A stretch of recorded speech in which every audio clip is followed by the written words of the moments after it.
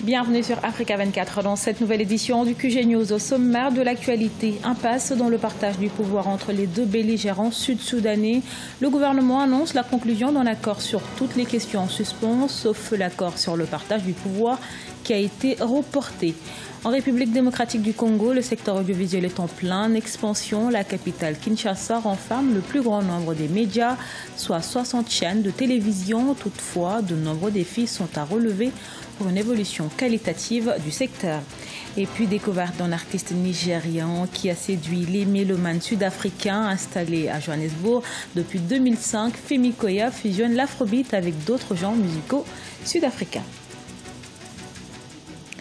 Mais tout d'abord, au Zimbabwe, le scrutin du 30 juillet se présente de telle façon qu'il devait être considéré comme biaisé. C'est par ces mots que le chef de l'opposition dénonce les élections à venir. Nelson Chamisa, qui avertit sur d'éventuelles fraudes, a toutefois écarté l'idée de boycotter l'échéance électorale, la première de l'après-Robert Mugabe.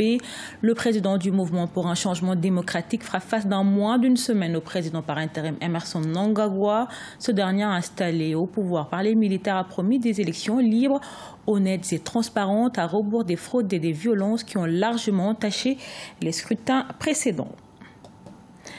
Le partage du pouvoir n'est pas encore à l'ordre du jour au Soudan du Sud. Réuni ce dimanche, le gouvernement a conclu un accord avec l'équipe de médiation sur toutes les questions en suspens lors des pourparlers de paix, à l'exception du ratio de partage du pouvoir au niveau des États. Badawi Adidjatou.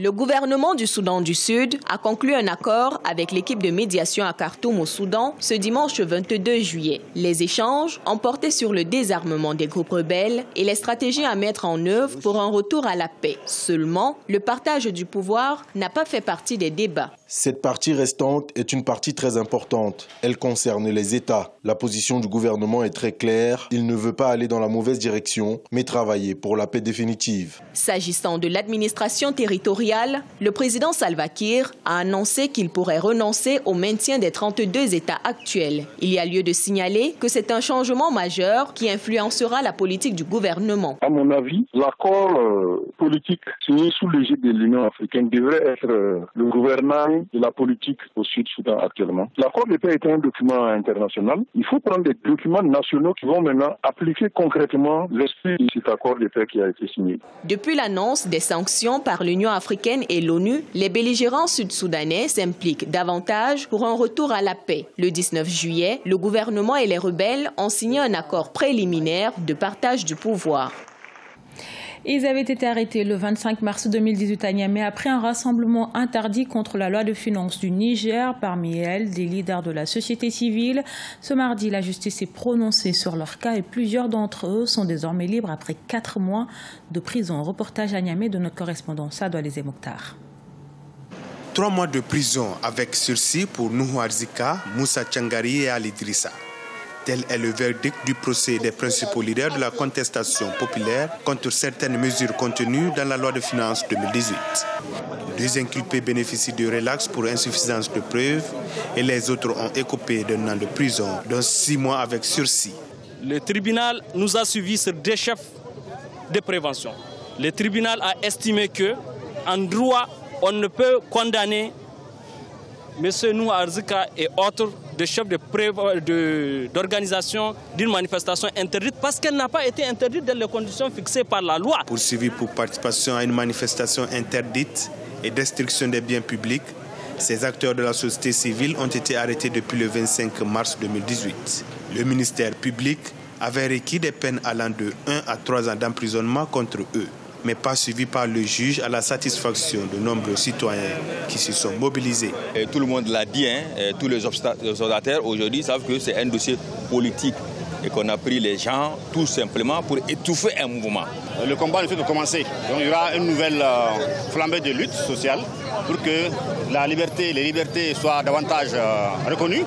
Parce que jusque-là, il n'y a pas encore de droit pour manifester, pour faire une marche. Depuis son adoption en novembre 2017 par le Parlement nigérien, la loi de finances 2018 suscite toujours des contestations. Jugée antisociale par certains acteurs, cette loi a été à plusieurs reprises dénoncée du fait de l'imposition de nouvelles taxes et autres cadeaux fiscaux accordés multinationaux.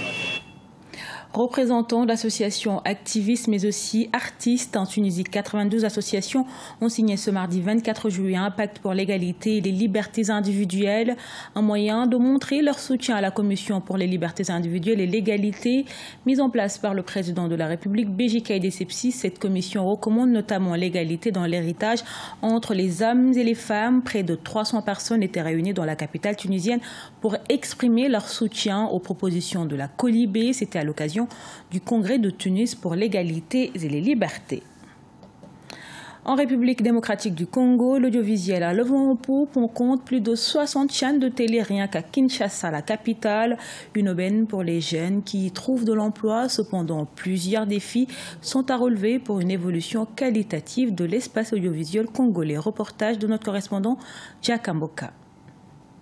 Plus de 60 chaînes de télévision rien que dans la capitale Kinshasa. L'audiovisuel est en pleine expansion en République démocratique du Congo. Pourtant, rares sont les stations qui évoluent dans des conditions matérielles adéquates. Une situation qui semble ne pas préoccuper face au chômage, ces millions de jeunes à la recherche d'emploi. L'objectif d'abord c'était d'être retenu. Parce que les questions peuvent venir après. Je ne peux pas me dire aujourd'hui, je suis retenu et voilà, il n'y a pas de bonnes conditions et je peux partir. Non. C'est donc une âpre concurrence à laquelle se livrent ces chaînes dans le but d'attirer les annonceurs. La qualité des programmes reste pourtant un défi pour la plupart de ces stations. Pour sortir des sentiers battus, certaines chaînes de télévision locales nouvellement venues dans l'espace audiovisuel congolais se veulent plus thématiques. Nous n'en sommes plus à un stade où la télé doit être généraliste. Univers Télévision est une chaîne basée essentiellement sur le divertissement avec un accent sur l'événementiel.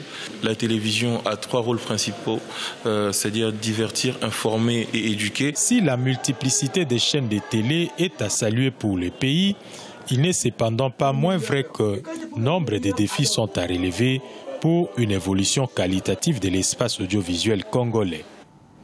Quand le Nigeria rencontre l'Afrique du Sud, ça donne un cocktail musical explosif concocté par Femi Koya. Tous les jeudis, c'est au centre de Johannesburg que l'artiste nigérien installé dans le pays depuis 2005 fusionne l'afrobeat avec d'autres genres musicaux distincts en Afrique du Sud pour faire danser les mélomanes tout en rendant hommage à Fela Kuti. Découverte avec Aïssatou Diamanka Besland. C'est l'histoire d'un artiste, chanteur, musicien, Femi Koya, basé en Afrique du Sud. Son style musical est un mélange de jazz contemporain, hip-hop, funk, de sonorités ouest-africaines, village d'afrobeat, mais aussi de ses propres expériences. Babalayo est l'une des chansons de son premier album, Just in Newtown, sorti en avril 2018. Elle parle de la préservation des cultures africaines. Pour moi, village afrobeat, c'est de prendre des sons de l'époque comme Babalawo, Mowa Bébé, avec lesquels j'ai grandi. Quand vous allez au village, grâce aux crieurs du village, vous entendez des histoires sur les hommes et les femmes du village. Je les ai alors prises et mis sur l'afrobeat. J'ai ensuite composé d'autres chansons autour d'elle, puis de la musique, et je les ai mises ensemble. Femi Koya s'est installé en Afrique du Sud en 2005. Son groupe est composé de musiciens issus d'horizons différents. Mon groupe est composé de musiciens de tous les pays africains, pas seulement des Nigériens ou des Sud-Africains. Nous avons des Congolais et des Ghanéens. Ils ont tous leur propre son local et une façon unique de parler leur langue. Quand je la compose, ça les rapproche et puis ça crée une synergie qui rend la musique encore plus belle. Femi Koya aime rendre hommage à la légende de l'afrobeat, Fela Kuti, qui reste une inspiration. À chaque fois, je joue au moins une chanson de Fela Kuti, afin que les gens puissent savoir que l'héritage continue. Les mélomanes apprécient. J'aime la manière dont il a réussi à fusionner les vibrations de l'afrobeat nigériane au rythme africain et à en faire un tout. Je pense qu'il fait du très bon travail avec toutes ces vibrations d'afrobeat. Femi Koya a joué aux côtés de stars comme Youssou N'Dour, Yvonne Chaka Chaka ou Olivier Tukudzi. Vous l'aurez remarqué, c'est un sujet voicé par Vina Nodin et ce journal a été réalisé par l'ensemble de la rédaction. Merci pour votre fidélité. Dans un instant, une nouvelle édition de l'actualité sur Africa 24.